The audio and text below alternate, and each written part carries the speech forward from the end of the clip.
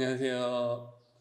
손희일쌤입니다. 오늘은 여러분들과 세계의 춤이라는 주제로 표현활동, 체육의 표현활동 영역을 한번 배워보도록 하겠습니다.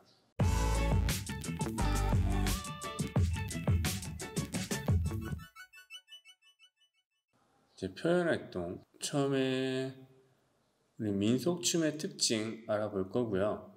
수업 시간에 알려줄 기본 동작들 5가지가 플라멩고, 아두무, 발레, 탈춤, 삼바. 우리 삼바라고도 하죠. 이 5가지의 춤의 특징들 알아보도록 하겠습니다. 그러면 이제 첫 번째로 민속춤의 특징들이 뭐가 있는지 한번 알아보도록 할게요. 첫 번째로는 민속 의상을 입고 춤으로 그 나라의 의복 문화를 알 수 있습니다. 대부분의 민속춤들은 그 나라에만의 그 고유의 의상을 입고 춤을 추기 때문에 그 나라의 의복 문화를 알 수 있죠.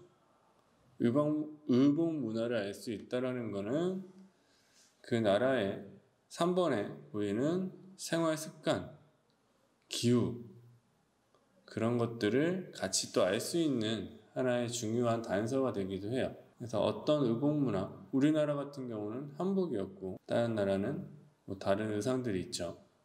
두 번째로는 누구든지 함께 참여할 수가 있어요.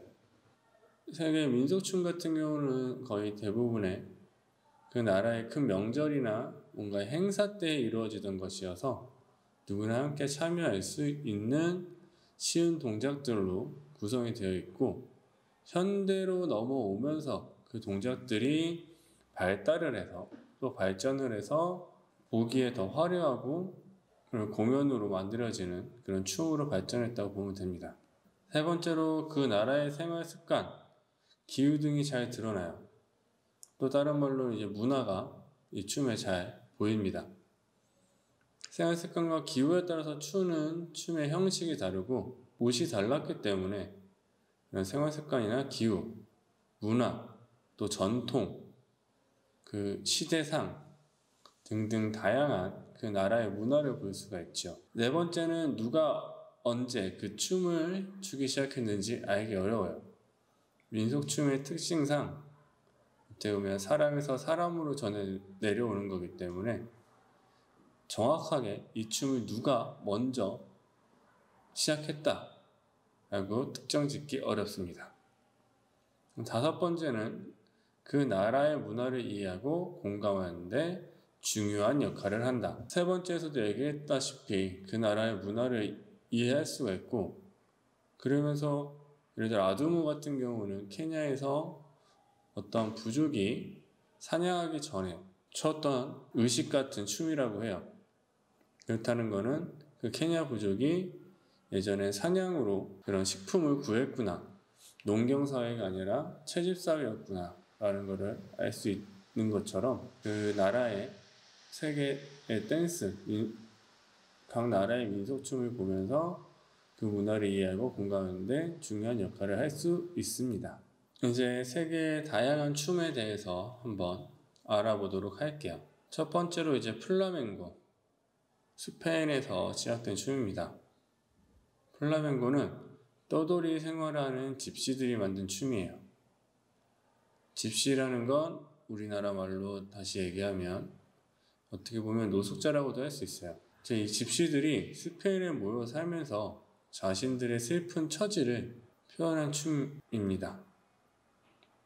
자신의 슬픈 처지를 슬픔으로만 표현한 게 아니라 정열적이고 화려한 동작, 손뼉치기와 추임새를 넣으며 춤을 추는 게 플라멩고예요.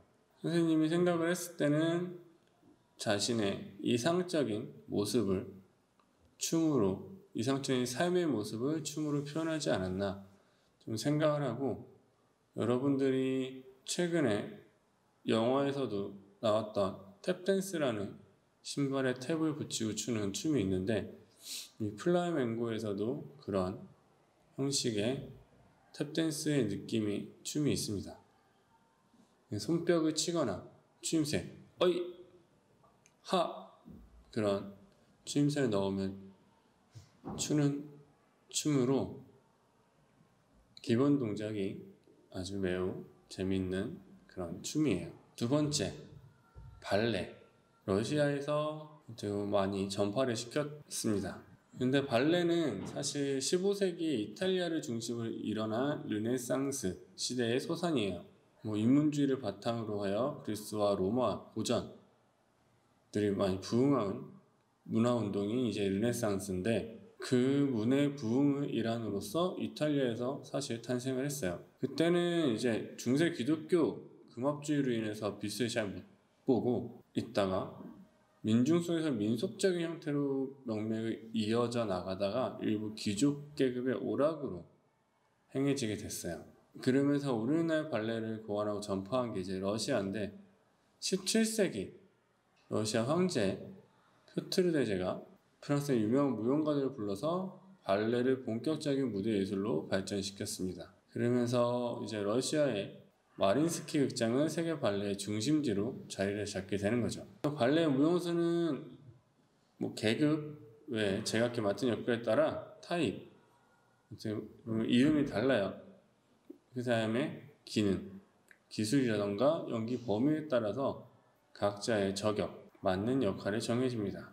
또 거기에 그 무용수의 육체 조건이나 개성에 따라서 또 타입이 결정이 되게 돼요. 여성 무용수에 대해서 알려드리면 발레리나, 더미 카락테르 세 가지가 있는데, 우리는 이제 발레리나 말고는 사실 거의 처음 들어보는 사람들이 많을 겁니다. 자세한 내용이 궁금하면 인터넷에 많이 검색해보면 아니까 우리는 여기까지만 알아보도록 하고, 발레는 쉽게 배울 수 있는 무용 춤은 아닌 것 같아요. 내가 연습을 해보고 지금 촬영을 해본 결과 매우 어려웠습니다. 그 다음으로는 탈춤. 우리나라의 춤이죠. 우리나라의 탈춤은 사람들과의 생활을 떼어놓고 생각할 수 없다. 인간 탈춤 특징은 우선 그 주제 내용이 대중적이라는 데 있었죠. 또 지방마다의 색채가 짙은 민속무용의 하나로 지역별로 탈놀이 형식을 뚜렷이 갖추고 있었고, 놀이 형식이 과장별로, 장면별로 되어 있어 놀이 과정의 짜임새가 극적으로 되어 있는 것이 특징이에요. 춤가락에서 독특한 특색을 살리고 있죠. 탈춤 같은 경우는 조선시대에는 양반을 풍자하는 그런 마당극 형식으로도 있었고, 다양한 형식으로 각각 지방마다의 고유의 특색을 가지고 계속적으로 이어지고 있습니다.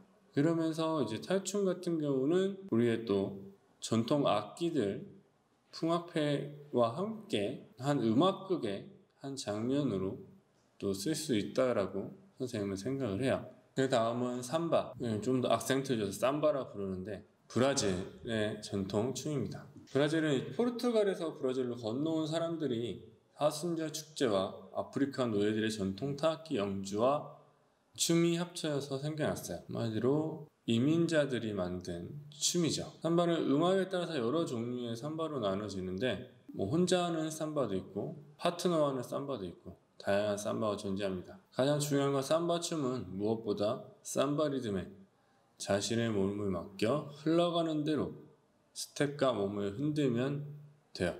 삼바 연습을 할 때는 마음의 문을 열고 내가 즐기면 된다라는 생각으로 우리 춤을 추면 좋을 것 같습니다. 마지막으로 이제 아두무가 있어요. 케냐. 사냥과 전쟁을 앞두고 전사들이 용기를 북돋거나 손님을 환영하는 마음을 표현하기 위한 춤이에요. 중요한 일이 있을 때마다 췄다는 춤이라고 할 수 있죠. 공중으로 높이 뛰어오는 동작이 많아요. 단순한 점프 동작밖에 없어.